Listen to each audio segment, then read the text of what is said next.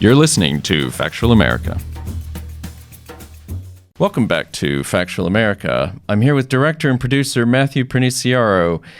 His docu-series is Moment of Truth, releasing on April 2nd. IMDb TV, the premium free streaming service from Amazon. Matthew, this is going to sound a little cliche because we're talking about a documentary, but one of the main subjects is also Robeson County, isn't it? That's very true.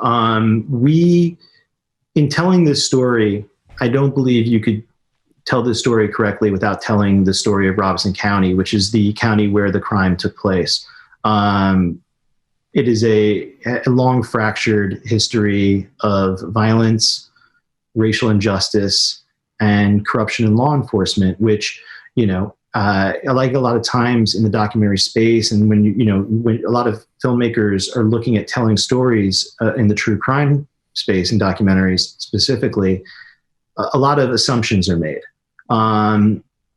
With this case, due to the nature of it taking place so long ago, a lot of the assumptions that one might have made 25, 30 years ago have come to pass. And, many of the sheriff's department was embroiled in a scandal where a lot of this corruption that had long plagued the department was brought to light by the district attorney's office.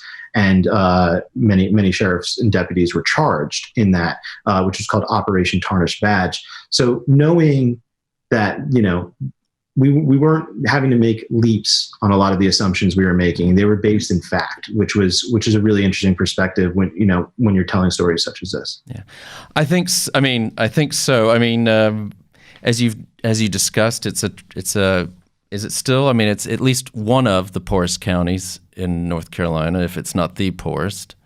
I think one of, yeah. I think it really depends on the year or that 5-year period, but it's traditionally, one of the poorer counties in the country. Yeah, Eastern North Carolina is traditionally the poorer part of the state, and so it's certainly, and it's southeast.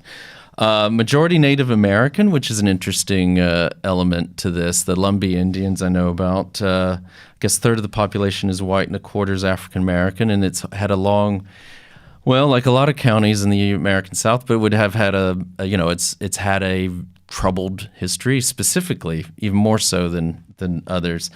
And then this whole thing about the police force. Now I don't try to personalize these sort of interviews, but I can now speak personally on this. I used to drive through Robeson County on a regular basis, and I wasn't especially a very religious man at the time, but I would pray that every time I drive through there that I would not get stopped, because we all knew. It was even before Operation Tarnished Shield or whatever it's called. Tarnished Badge, yeah. Tarnished Badge. You did not want to get stopped in Robeson County. So I would be on I-95. Whatever speed limit I was doing, legally or not, officially legally. But you hit as soon as you hit the county line, I would go under the speed limit. Yeah. And people knew that, it was sort of, I think you talk about very well. It so happens to be almost exactly halfway between sort of South Florida and New York on Cocaine Alley, which is also really I-95. So the crack, the crack cocaine epidemic really hit Robeson County hard.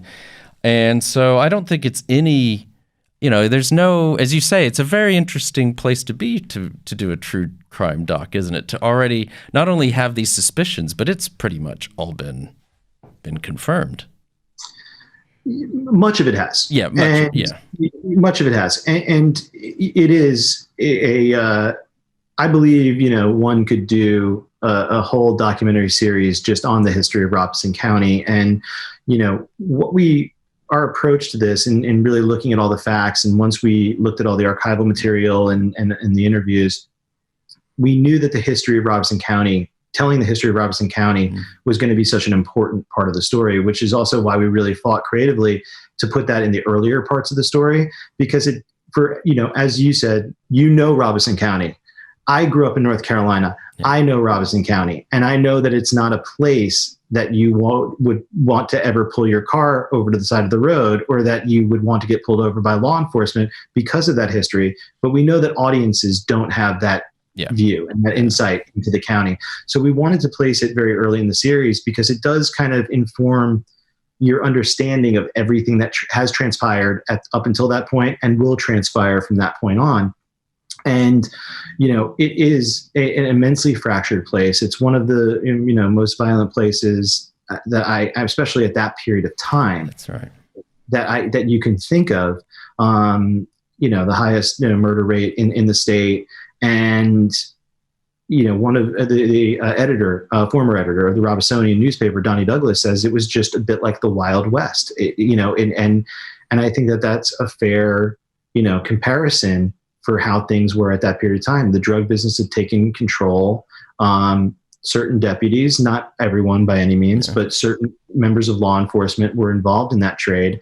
And certain people that come into the play in this story surrounding this case were involved in that trade. So what we've always wanted to do from the beginning is use the crime and the killing of James Jordan as kind of a gateway into a larger conversation about corruption in law enforcement and systemic racism in the criminal justice system, which is really kind of embodied by this crime taking place in this county. Had it taken place in a different county in North Carolina, had it taken place in Raleigh, where I grew up, or Charlotte, where the Jordan family lived, it might have been a very different situation.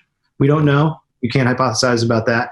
But specifically taking place in Robeson County led to information being in question because of how certain facts were treated and how certain, elements were given, of evidence were given from law enforcement to the prosecution. I think the prosecution tried the evidence that they were given. I think the question is the root of that evidence. Yeah.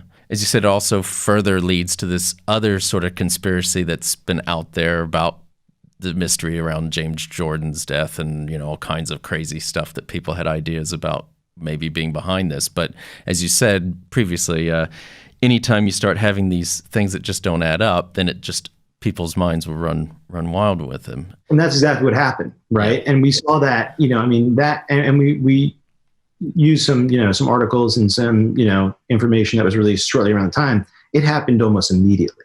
Almost immediately, people were like, something must be happening here. And it's my belief, having spent a lot of time with this story and with this case, that that's because of these things that didn't add up. And the story of why those things didn't add up is the part of this that has never been told. Yeah. And so that's part of what really motivated us, was bringing those elements to light so people could have a full understanding of what happened.